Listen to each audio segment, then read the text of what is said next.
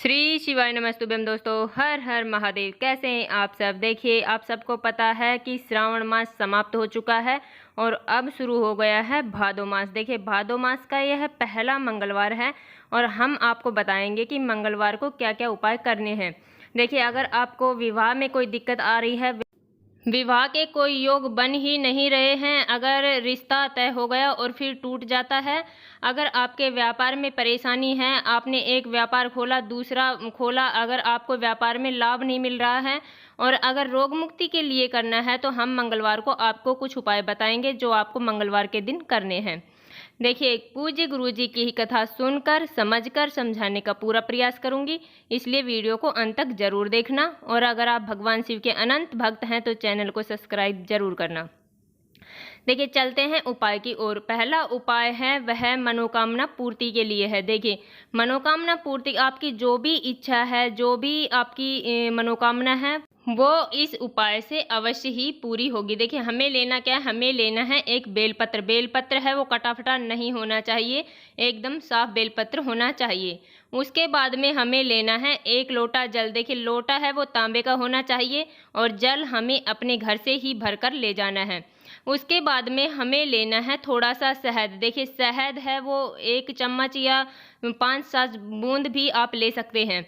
वो अगर ये सब सामग्री लेकर हमें जाना है भगवान शिव के मंदिर में। देखिए, वहाँ जाने के बाद हमने जो बेलपत्र ली है उस पर हमारी अनामिका उंगली, देखिए जो चीटी उंगली के पास वाली उंगली होती है दाएं हाथ की, उसे हम अनामिका उंगली बोलते हैं।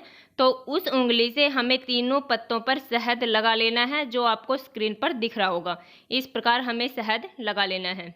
उसके बाद में हमें अपनी मनोकामना बोलते हुए माता अशोक सुंदरी वाले स्थान पर, देखिए माता अशोक सुंदरी को सभी जानते हैं, वह भगवान शिव और माँ पार्वती की सबसे प्रिय पुत्री और सबसे छोटी पुत्री है। हमें उस पर वो बेलपत्र समर्पित कर देना है। देखिए, जो हमने शहद लगाया है वो माता अशोक सुंदरी को टच होना चाहिए और चिकनी वाली साइड पे हमें शहद लगा लेना है। देखिए, जो पत्ती का मुख है वो भगवान शिव के शिवलिंग की तरफ होगा और डंडी का मुख जलाधारी की तरफ होगा। उसके बाद में जो हम 1 लोटा जल लेकर आए हैं वो हमें अपनी मनोकामना बोलते हुए थोड़ा सा जल हमें उस बेलपत्र के ऊपर समर्पित कर देना है। देखिए, उसके बाद में जो जल बचा है वो हमें भगवान शिव के शिवलिंग पर समर्पित कर देना है और अपनी मनोकामना बोल देनी है कि हमें, हमारी यह इच्छा है, हमने बहुत व्रत कर लिए, बहुत उपवास रख लिए, परंतु ये पूरी ही नहीं हो रही है। तो इस प्रकार हमें यह उपाय करके जरूर देखना चाहिए।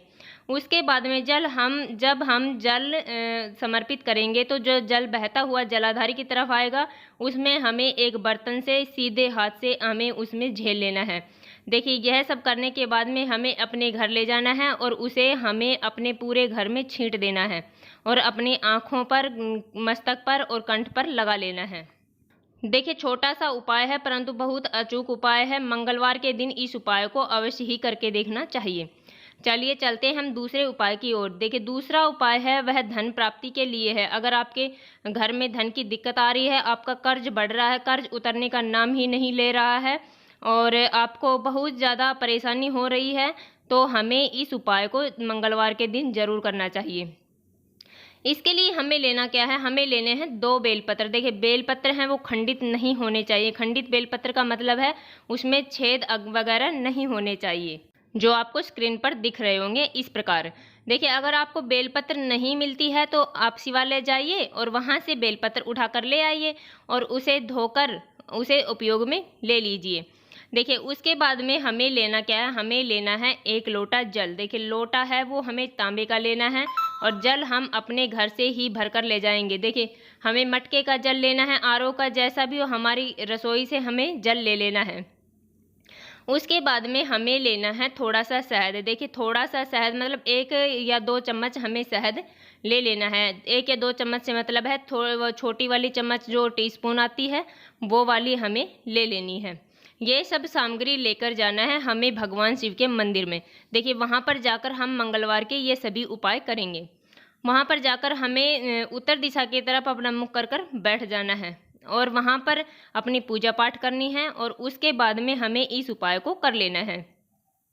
देखिए, करना क्या है, हम जो 2 बेलपत्र लेकर आए हैं और 1 लोटा जल लेकर आए हैं, तो हमें सबसे पहले थोड़ा सा जल हमें भगवान शिव के शिवलिंग पर समर्पित कर देना है, श्री शिवाय नमस्तुभ्यम का जाप करते हुए।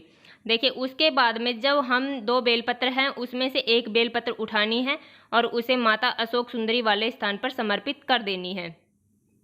देखिए माता अशोक सुंदरी वाले स्थान पर हम समर्पित करेंगे तो चिकना वाला साइड है वो माँ अशोक सुंदरी को टच होना चाहिए, और जो पत्ती का मुख है वो भगवान शिव के शिवलिंग की तरफ होना चाहिए, और जो डंडी का मुख है वो जलाधारी की तरफ होना चाहिए। ये और अपनी मनोकामना बोल देनी है। देखिए ये वाली बेलपत्र हो गई, तो हमें बची दूसरी बेलपत्र को हमें क्या करना है, हमें अपने सीधे हाथ की अनामिका उंगली, देखिए आपको स्क्रीन पर दिख रही होगी, अनामिका उंगली से जो बड़ी वाली पत्ती है उसके ऊपर शहद का लेपन कर देना है अच्छे से। देखिए आपने स्क्रीन पर अच्छे से देख रहे होंगे, इस तरह हमें बड़ी वाली पत्ती पर ही शहद का लेपन करना है।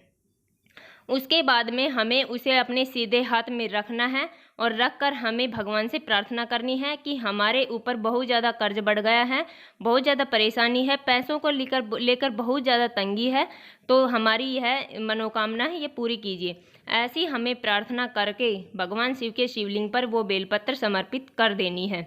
देखिए जो चिकना वाला साइड है, जो शहद वाला साइड है, वो भगवान शिव के शिवलिंग पर टच होना चाहिए और उसके बाद में हमें थोड़ा सा जल जो हमारे लोटे में है वो श्री शिवाय नमस्तुभ्यम का जाप करते हुए भगवान शिव के शिवलिंग पर समर्पित कर देना है।